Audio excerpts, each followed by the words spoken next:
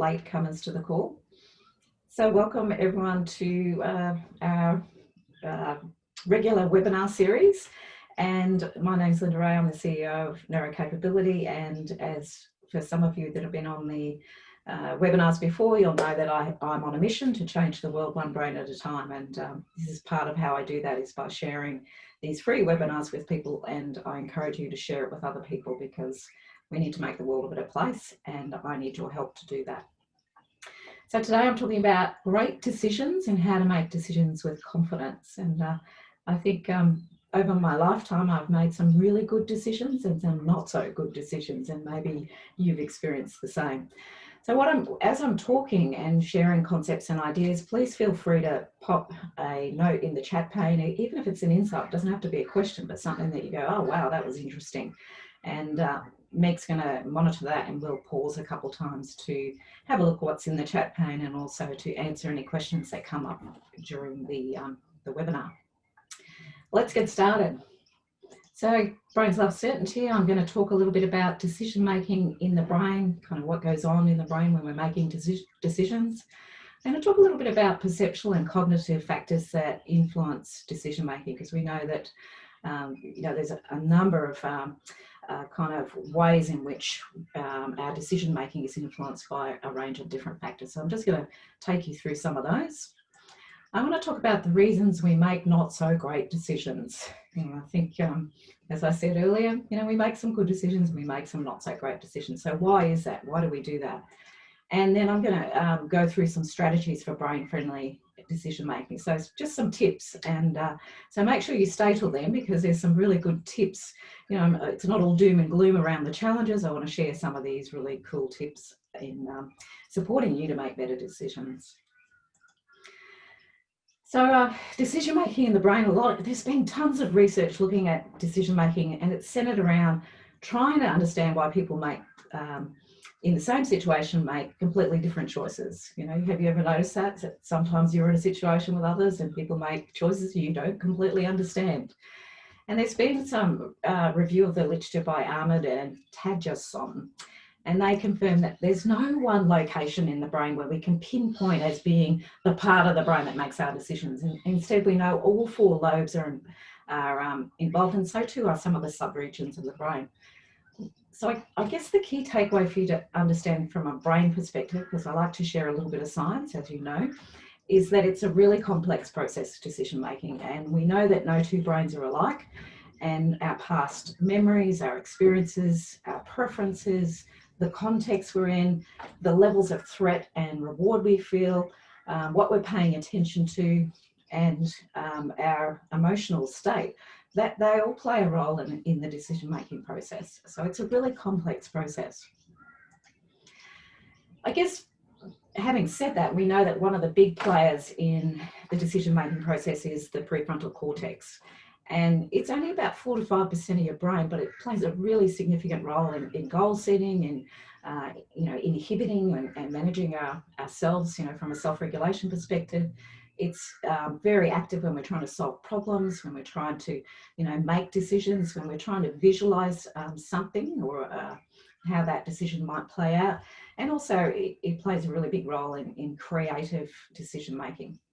And really, we know there's kind of 5 key functions that the prefrontal cortex plays, particularly in the context of decision making, and that's understanding, so making sense of what's going on, obviously making decisions, recalling information that will help you to make that decision, and also it plays a really significant role in being able to encode memories, and finally in inhibiting us. So, sometimes we can make decisions that would play out really badly, but luckily we have, this part of our brain that stops us from doing something really stupid.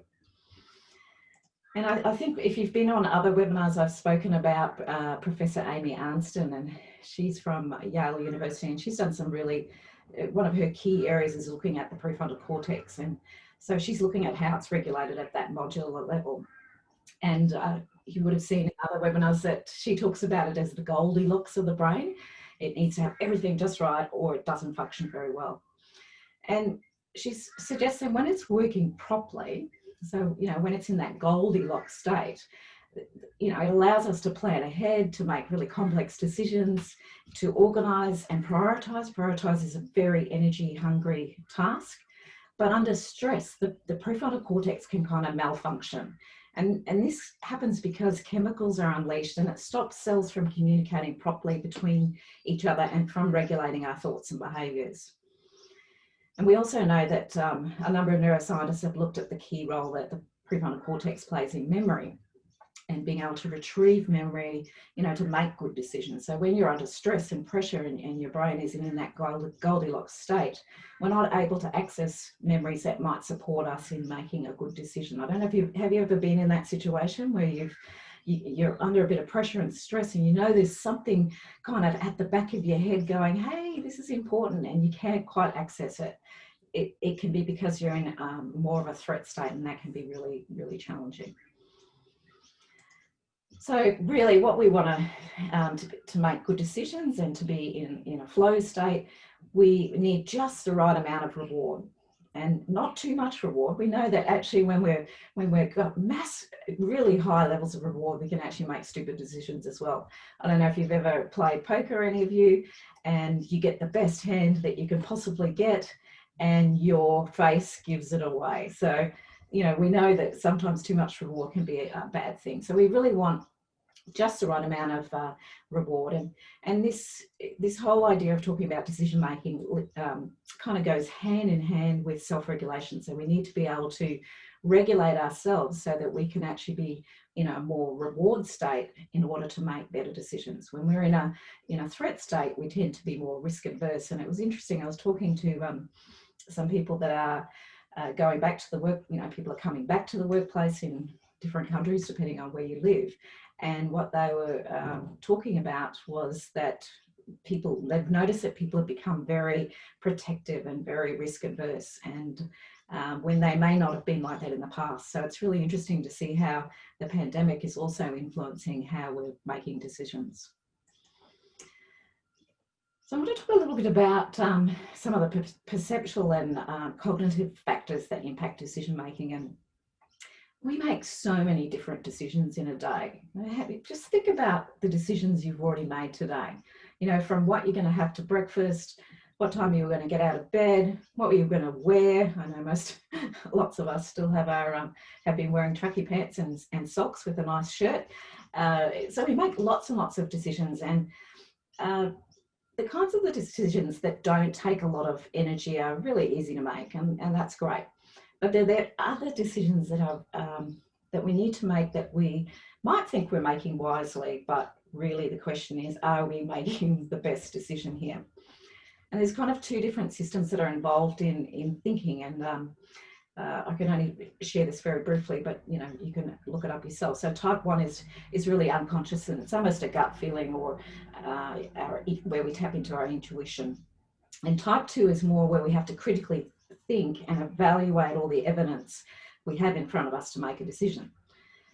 I think understanding how we make decisions is really important to help us to make the right decisions. And I can't say this enough, no two brains are alike, and yet we all think everyone thinks like we think. So what you think is a great decision may not be what other people think. And I want to explore a little bit about, why is that the case? So I'm going to look at perceptual factors, and perceptual factors are kind of the things that impact us here and now. It's kind of linked with our affect, how we're feeling. And cognitive factors are really the way in which we recall previous experiences and make sense of what all the evidence that's before us. From a kind of a perceptual perspective, how we're feeling right now can really impact on how we're making decisions. I referred to earlier about being risk adverse, but I want to focus most specifically on the cognitive challenges that impact your decision making. And as I said, later in the webinar, I'm going to share some really practical strategies that you can take away that will improve your decision making, because I know I'm the scientist of my own experience. I've tried all these out, and my team's tried them out, and we've had great success with some of these tips I'm going to share with you. Hands up if you've heard of cognitive biases. Yep, lots of hands going up for the people that I can see. It may not be a new concept to you. Really, cognitive biases are really a cognitive shortcut that we have to conserve energy, and we don't want to draw correct conclusions, but unfortunately cognitive biases can mean that we do draw incorrect conclusions, and that has a massive impact on decision making. I want you to just think for a moment if you've ever been in a position where you've had to hire someone onto your team, or where you've witnessed this occurring. Maybe you haven't done that yourself. And have you ever noticed that other people kind of hire the person because they're like them? I think they'll fit in here, and then, or that we hire them because they're similar to us. Or, really, did you hire that person because they have really different qualities and they'll add a completely different dimension to the team? Well, it turns out when you look at the research around recruitment and how we hire people, we tend to hire people that are similar to us. And that's not always the best decision, is it? Because we do want diversity in thinking and diversity in organisations. And the problem is that decision is often made without any conscious thought, and we don't find ways to guard against cognitive bias influencing our decision making. And I'm going to show you, and don't be freaked out by this, but if you haven't seen this before, you can Google it and you'll find this image with all of the different cognitive biases. Look how many there are. It's quite overwhelming when you first look at it. And really what they do is, so I guess cognitive biases is really of interest to cognitive science and social psychology. And it is hard not to be overwhelmed by the number of them. And basically they break bias into different categories. So there's memory biases, there's decision-making biases. And here's the interesting bit. Decision-making biases are the greatest in number. So 8 memory biases, 42 decision-making biases, and 35 probability belief biases. That's huge. And so you think about all of the things that might influence your decision-making, and we tend to have biases that we can relate to more. And it's really useful to get to be thinking about what are the cognitive biases that impact my decision-making and the way in which I engage with other people in the world. So I would really recommend having a look at that and actually doing a little bit of home play after this of, cognitive biases, and trying to become more self-aware about your own cognitive biases, but not just your own. You can actually see it also in an organisation. In Brisbane, we had some really significant floods, and I was talking to someone from the local government authority here, and what they said was that even though it was a 1 in 100 year event, all of their decisions were now influenced by that, and they were really risk adverse. So they had a real risk cognitive bias that was coming into everything, and it meant that they weren't making great decisions. So it can happen in an organisation as well as for us as individuals. I thought this was really interesting. There's an article by Lovello, L-O-V-A-L-L-O, and Sibony, S-I-B-O-N-O-Y, and it's called The Case for Behavioural Strategy. And in their article, they kind of discuss how subconscious bias can undermine strategic decision-making. So they're really interested in this concept of strategic decision-making. And in their article, they talk about a survey that was done of 2,027 executives. And I find this terrifying. I don't know if you do, but only 28% thought that their decisions they were making, they were making quality strategic decisions or general and good decisions. 60% said they made bad decisions as frequently as good decisions, and 12% said good decisions were altogether infrequent. Don't you find that terrifying? I know I found that terrifying. So we really need to be thinking, how do we improve the quality of our decision making? And right now we're having to make a lot of strategic decisions. We need to look at how are we adjusting in the midst of a pandemic. So I want to talk a little bit about and get you to reflect on for a moment, what do you think the implications are of cognitive and perceptual factors for decision making? And if you've got, pop that in the chat pane if you've got any ideas about, what do you think the implications are about how much cognitive factors can influence our work, the decisions that we make, in both for yourself but also in your workplace. And we'll come back to that in a moment. So I want to talk a little bit about decision fatigue. Are any of you feeling a bit fatigued with having to make decisions? Anyone feeling that? I know that I felt that a little bit. And it was a really kind of cool study by Jonathan Lebab, Lebab, and Shai Danziger, so Danziger. And they were really interested in this whole concept of decision fatigue. So they assessed 1,100 decisions made by a parole board. And here's what they found that I thought was really interesting. They found that if prisoners got to have their case heard in the morning, 70% of them received parole. On the other hand, if you didn't get before the judge until later in the day, only 10% of those were granted parole. So, for example, if a person serving a 30-month sentence for fraud, whose case was heard in the morning, they had a 70% chance of being granted freedom as opposed to another person with exactly the same offence, not actually 10%.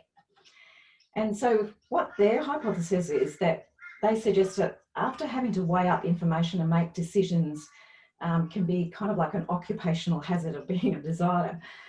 But I think this is the other really interesting thing, is their study also showed that you also had a better chance of receiving parole after lunch. And I don't know if any of you have looked at Lisa Feldman Barrett's work. She's written a book called How Emotions Are Made, The Secret Life of the Brain. Fantastic resources, lisafeldman.com, if you haven't already looked at her work. She has a slightly different hypothesis, and I love this. So she believes that, how we use intuition in making decisions. We can know when something doesn't feel quite right. What her hunch is that prior to lunch, the judges are getting tired and they're hungry. And so they're misreading that hunger as something that's not quite right. And so they then err on the side of caution and listen to their gut. Then they get refueled at lunchtime and they make better decisions in the afternoon. So a little tip for you, if you know that you're going to end up before a judge, make sure you get the morning slot or straight after lunch, and you'll have a much better chance of being granted parole. I'm going to talk a little bit about information overload. Whew, that's a massive challenge for people. In 1970, I think it was, there was a futurist, Alan Toffler. He predicted that information overload would become a problem, and people kind of laughed a bit at him at the time, but he was dead right. And what we know is that the brain can only really process one thing at a time, but when we have so much information, I don't know if you've ever done that with a decision. You've just got so much information and you just go into overwhelm, and you experience kind of like a bottleneck. And so that can be really damaging for when we're making decisions. So we have to really ask ourselves, what's the quality of the information that we're bringing to bear on that decision? Is it, are we going completely convergent in our thinking, or are we actually being a little bit discerning in the information that we get? And I don't know about you, but I think in my early career, when we wanted to share information, we'd kind of write a couple of sentences about it, but now they just send you the article to read. And we can be really overwhelmed with all of this information that we're dealing with on a daily basis. I want to move into talking about some tips for making decisions with confidence, but I'm just going to turn to Meg. Are there any comments or questions based on some of the challenges that I've shared with you? Not really. We just had a comment there, which I like, from Anthony, that we should have a good meal before we make a big decision. Good to know, just if you're in the middle of a meeting, just say, look, I've just got to go out and have lunch before I make that decision. It probably could work quite well. So, no, and I just also said it'd be interesting to know how often we misread our emotions and therefore make decisions based on potentially the wrong information. We don't necessarily misread our emotions, we misread our affect. So yes, affect, feelings. We can misinterpret hunger with anxiety, feeling anxious, or so I think that's key. But I love the point about food, because I actually reckon that's really important. And the research around negotiations, so the science of negotiation, actually shows that that parties agree more frequently when there is food shared during the negotiation. So if you want to get on top with your negotiation, you might want to make sure there's food there. But it's a really important point. Like, how many times are we popping into a meeting and we're tired, we're hungry? And, you know, prefrontal cortex needs glucose, it needs energy to make good decisions, and we're starving it. So it's not a great idea. So if you do need to make a really important decision, yeah, have a snack. Make it after lunch, or make it after you've had breakfast in the morning. Don't wait till the end of the day when you're feeling really fatigued and you might be feeling hungry. So thank you for, was that Anthony sharing that? I loved it. Okay, so I want to move into some of the tips for making decisions with confidence, and, you know, kind of, you know, from a neuroscience perspective, what are some of the things that we can take away from what we're understanding about decision making in the brain? And the first of these is looking at difficulty versus urgency. And this really impacts on our decision making when we think about how difficult or urgent a decision is. And when you're feeling overwhelmed, you know, when it feels really difficult and it's really complex, or it's a really big decision, there's two things that people tend to do. One is to procrastinate about it. So you just start to move into procrastination or rush through it. Right, we've got to make a decision. Have you ever been in a meeting where people go, right, we have to make a decision because there's some time limit on making that decision? And that's really challenging, because what if it's the wrong decision? You know, we're rushing. But we also know that we're all procrastinators to some degree, but it's important to recognize when this turns from being kind of like the normal to be you becoming a decision a decision procrastinator, where you're kind of paralyzed by not being able to make a decision.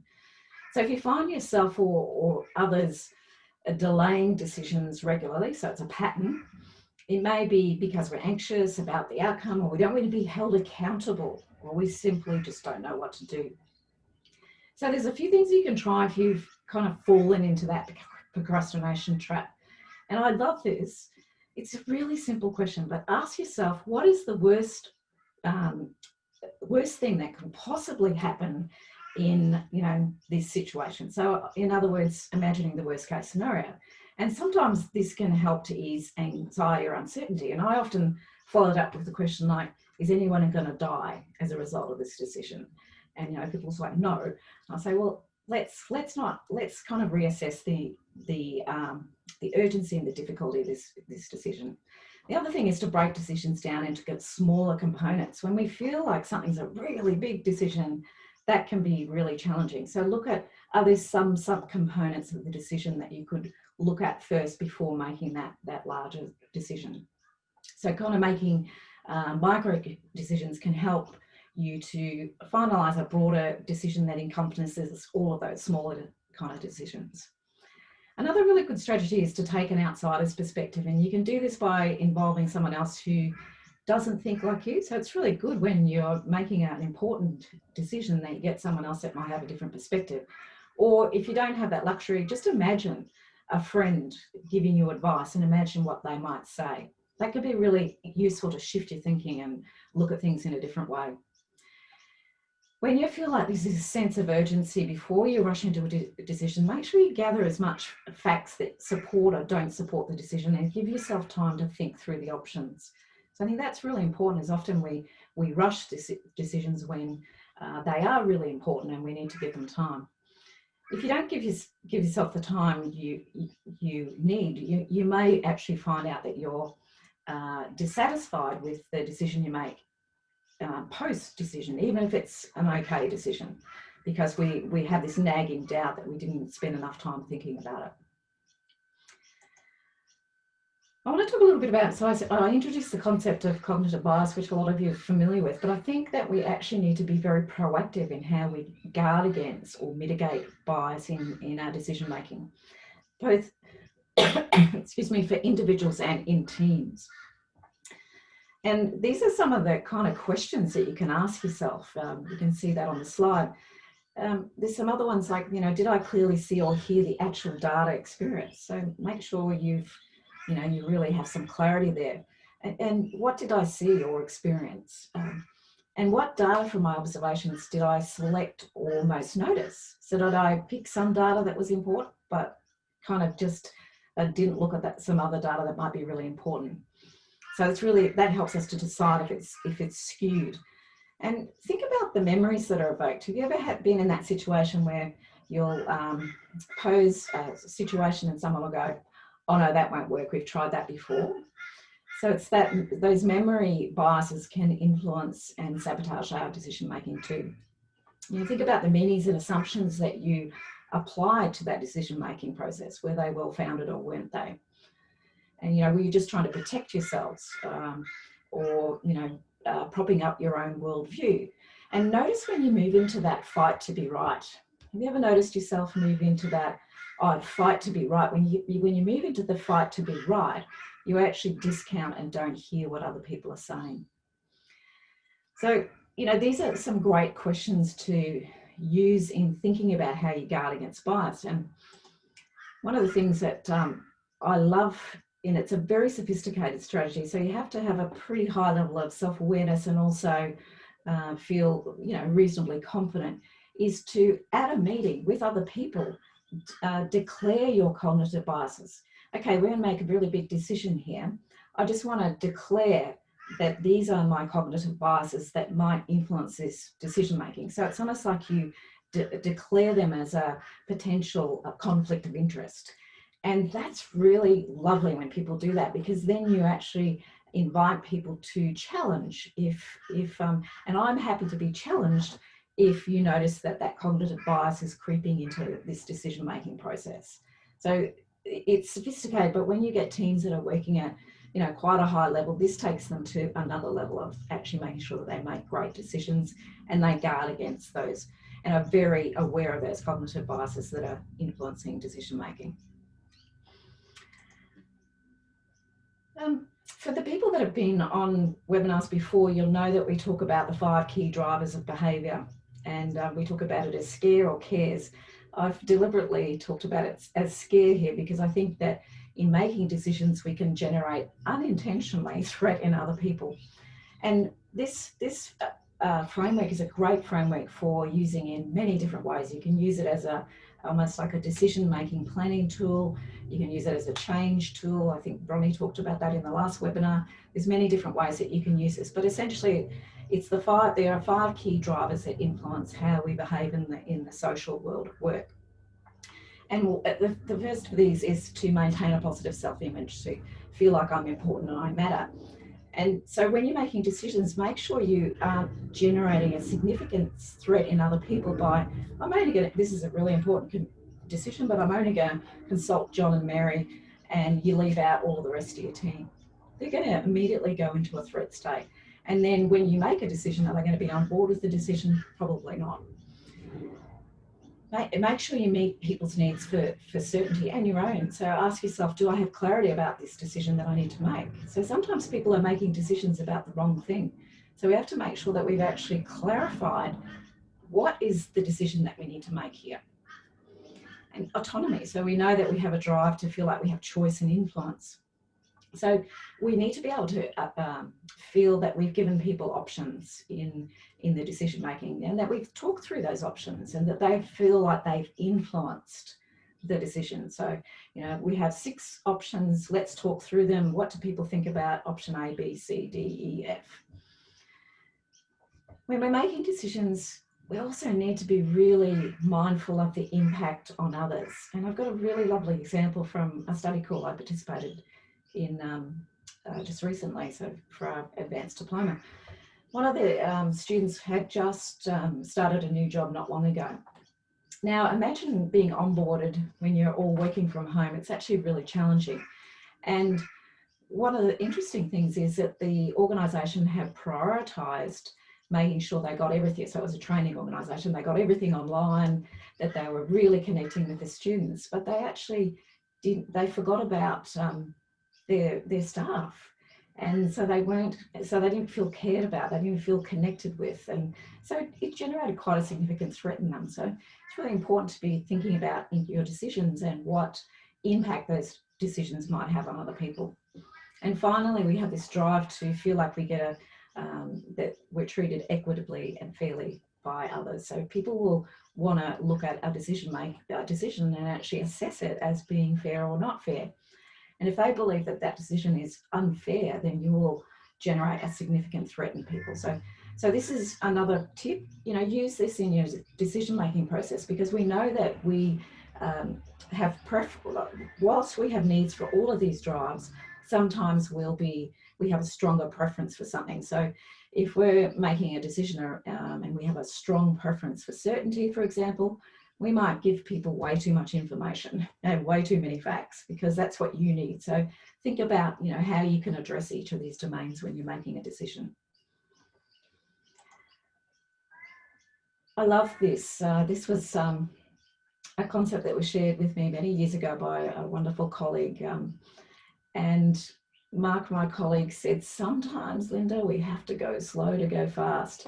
So when you're thinking about, that challenge I raised earlier about difficulty versus urgency, sometimes we have to slow the process down, because we need to be able to really think through important decisions. And, it's sometimes really great to assess the decision you're making. And is it high important that we get this right?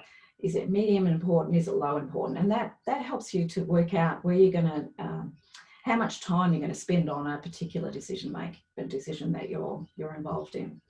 So sometimes go slow to go fast. You will find that if you put in the hard yards early on, you'll make a much better quality decision that may save you a world of pain down the track.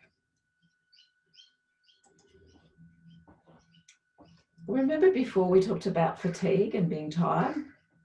Well, one of the things that I notice when people are making decisions is, everyone sits in a room or they sit on Zoom and they push, and we have to make a decision.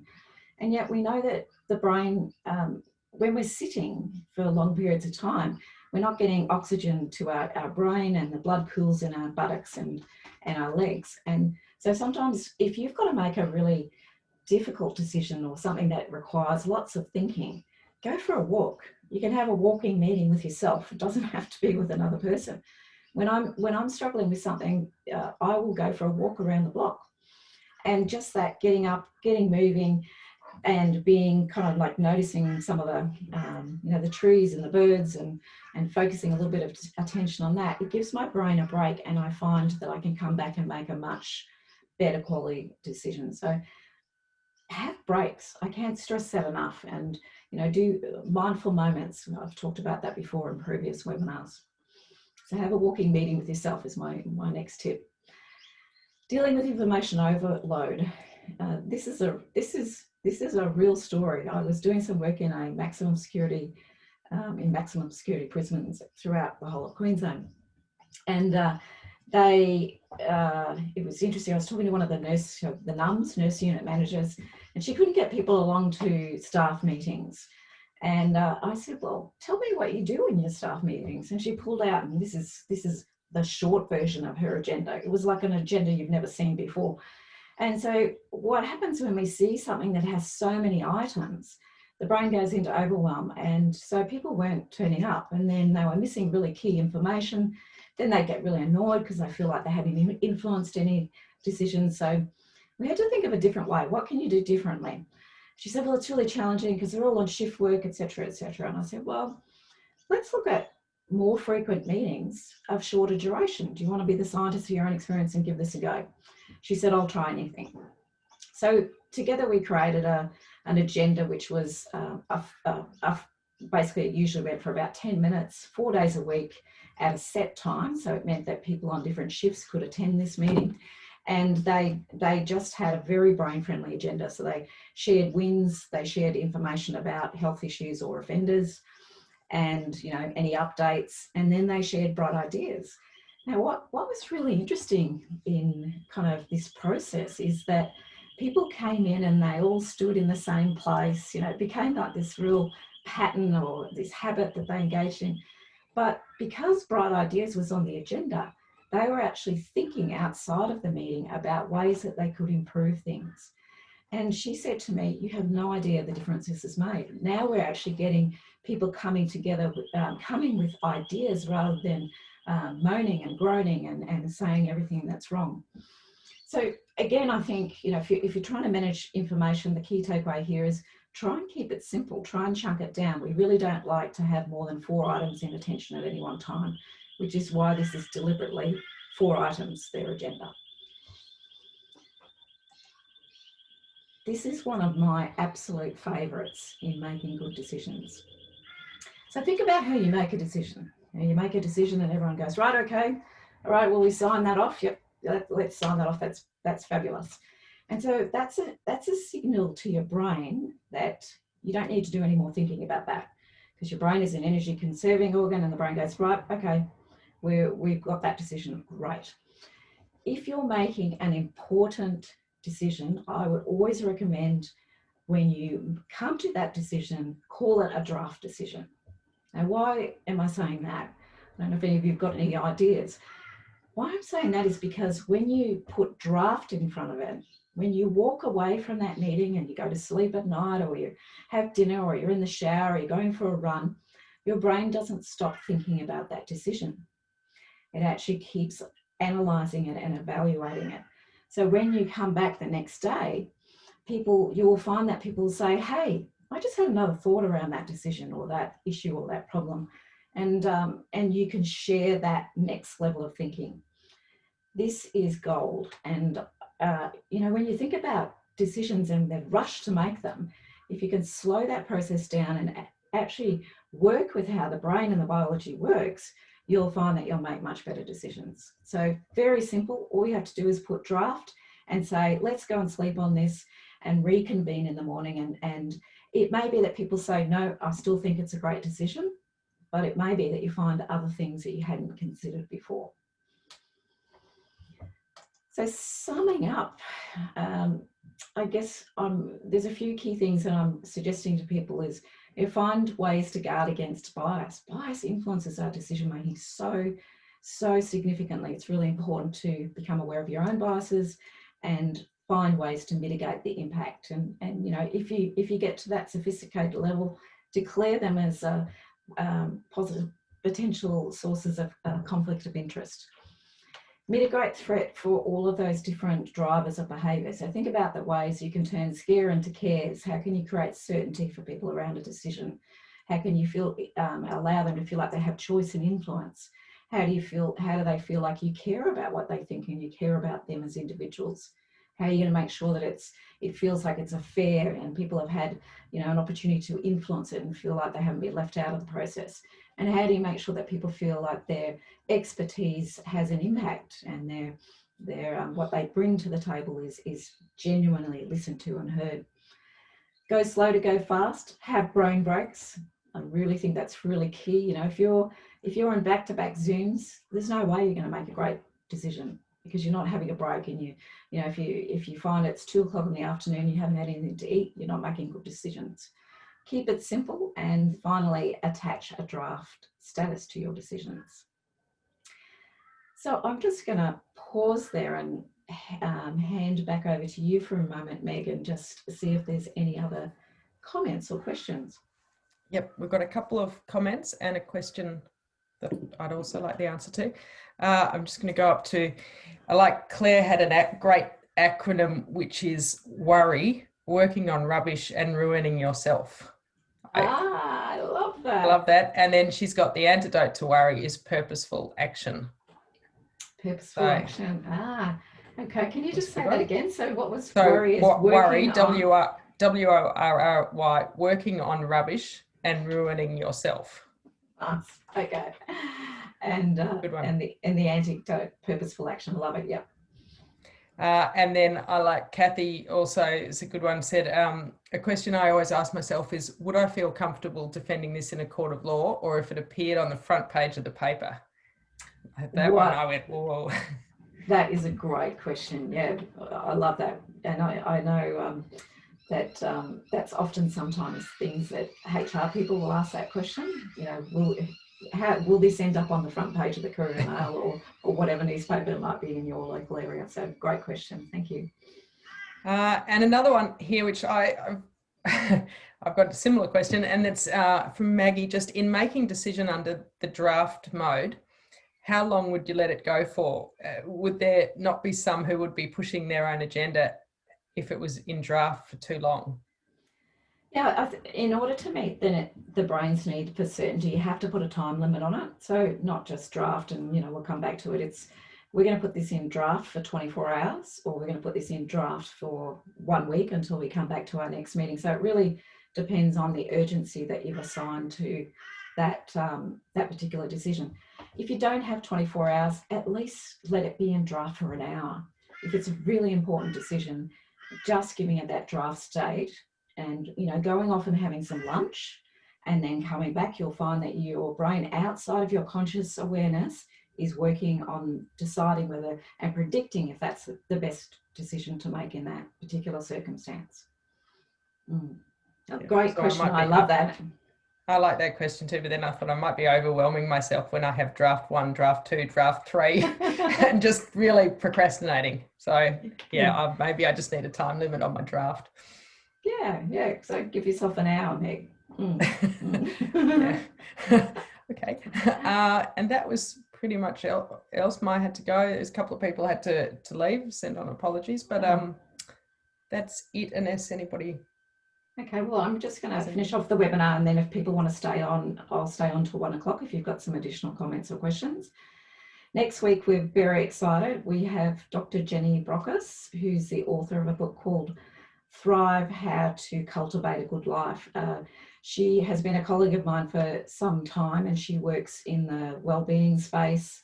She's a GP, and we did our postgraduate neuroscience studies together. She has written many books, and she's a delight. So she's going to talk about, how to thrive in a pandemic, and it'd be just what you can apply to being in a pandemic, but how to thrive generally, and using insights from neuroscience. So that's same time in 2 weeks. Make sure you don't miss that one, or register for it if you can't get there live. And finally, we've got our resources and contacts. We have an advanced diploma of neuroscience of leadership intake in November. So if any of you are interested, you can email us at info and you'll get more information about that. We've just secured pathways of credit for the advanced diploma into masters and PhD. Meg is on the PhD path, and so am I. And we are also have a CPD accreditation process in progress. So we're fairly confident we will be able to also give worldwide CPD points for that course as well. So thank you for joining me on this webinar. I've really enjoyed talking about this. I hope that you're going to go away and make more decisions with confidence, and I look forward to seeing you on other webinars. So for those of you that need to go, thank you so much. For anyone that wishes to stay on the call, I'm more than happy to have a chat or answer any questions that you would like to raise. And you can do that by coming off mute, or you can pop a question in the chat pane if you wish.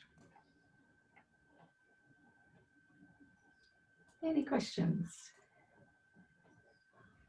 People are all dashing off to make draft decisions, I'm guessing. Hi, John. Thank you. Very informative. You're very welcome. As always. Was there something that stood out for you, John? No, I use that phrase, go slow to go fast, in developing software, for example. Not just in decision making. Rather than rush a piece of code through, just slow down a bit. And I get my teams to slow down so they can have more reflection time. Nice. Yeah, we don't do enough of that, do we, John? We don't have enough reflection time. No. Bye. Okay, bye, John. Bye, John. Any others? See you soon. Bye. Okay. Well, thank you, everyone. We will call that a wrap. And thank you, Meg, very much for being my co-pilot today. I really appreciated that. That's okay. I'll hit stop on that. Fantastic.